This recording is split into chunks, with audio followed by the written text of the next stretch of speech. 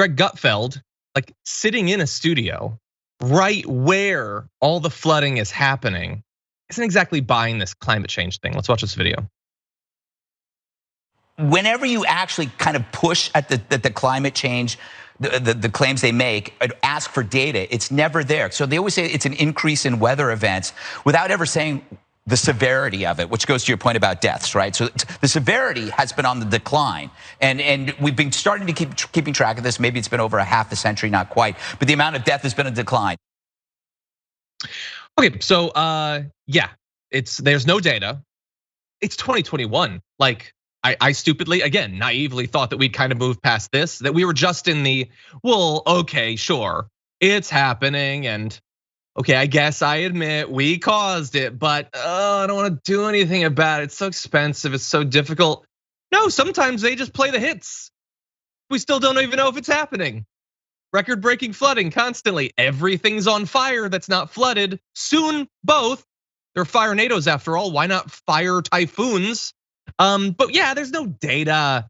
There's just nothing. I mean, ironically, 2 days ago, a UN agency, or actually the reporting from it is coming out. Yeah, 2 days ago, a UN agency said, they put out this report saying the number of disasters such as floods and heat waves driven by climate change have increased fivefold over the past half century, killing more than 2 million people and costing $3.64 trillion in total losses. The costs from those events have surged from $175 billion in the 1970s to $1.38 trillion in the 2010s when storms like Harvey, Maria, and Irma ripped through the United States. But why should he have any idea of what had just recently been reported before he goes off on his stupid rants?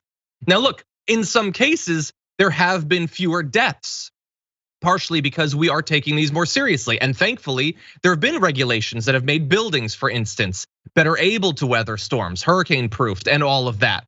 Although again, as always, I will point out that he's hiding behind these sorts of regulations to say we don't need to do anything when he's the sort of pundit that never would have supported those regulations in the first place.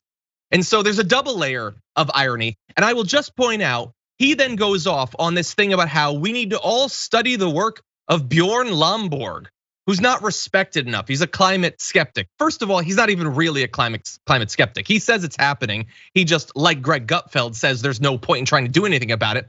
But notably, his most important work, which is about 20 years ago, was investigated by the DCSD. They did a ruling back in January of 2003, finding that the claims that he had misrepresented the science were totally true. He had totally misrepresented the science in his big work, but he can't really be held responsible because he has no expertise in any of this material anyway, so how could we expect him to know what he was talking about? That's the expert that Greg Gutfeld went on to cite. Although what I just said is probably more actual information he has than he has about this guy and his actual work. Anyway, Brett, I apologize. The entire thing is very frustrating. All this evidence is being shoved in our face, wet in the one hand, fire in the other, and no, we're not gonna learn anything. That sounded so gross. Noted. Yeah, Greg Gutfeld is, believe it or not the foremost expert on climate science. He is and he's there doing an impression of he's a comedian, right? So he's gonna adapt to whatever the audience is reacting positively to. That's what you do. You have this instinct about what you think is good. You go tell the jokes. You do more of what people laugh at and less of what people don't laugh at.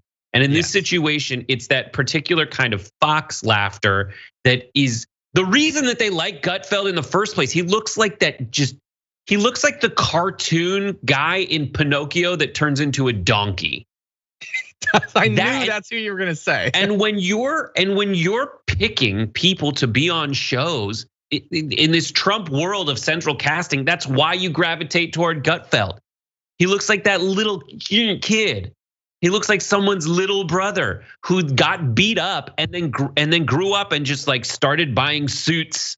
And now he's a little cartoon brat in a suit who just says whatever. He's the jester that they bring in at Fox News to tell the jokes so that everybody can throw tomatoes at something. Yeah. So he's not the place to go to, and he's killing it, by the way. He's getting great ratings over there because they're really leaning into what Fox represents itself as, not in the commercials, not in the advertisements or the promotion or day-to-day experience a viewer would have while watching Fox News. Yeah. They're leaning into what Fox does when they get sued for misinformation, for being derelict in their duty as a news network, which is, this is all just entertainment.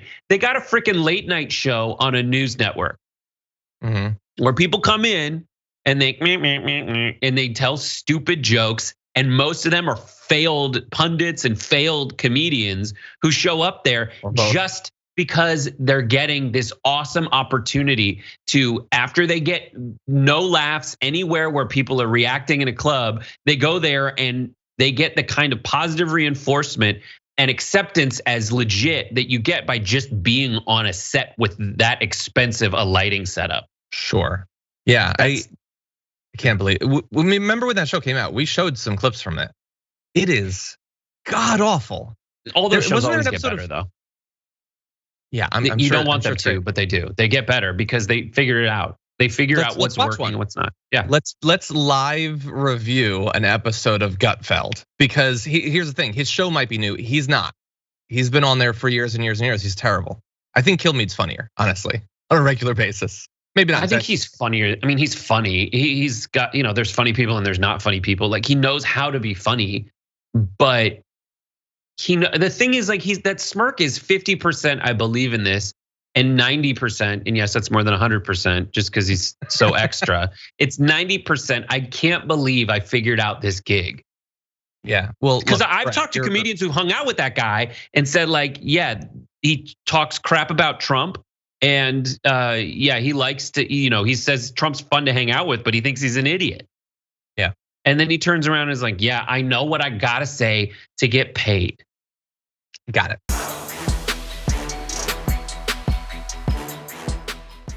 Check out the Damage Report podcast each day, wherever you get your podcasts, whether Pocket Casts or Stitcher or iTunes. You can join me as I give you the news and stories you want, with a range of co-hosts and interview guests jumping in on the fun each day. Again, that's the Damage Report, wherever you get your podcasts. And if you get them at iTunes, don't forget to rate and review. Sometimes I'll read them live on the show.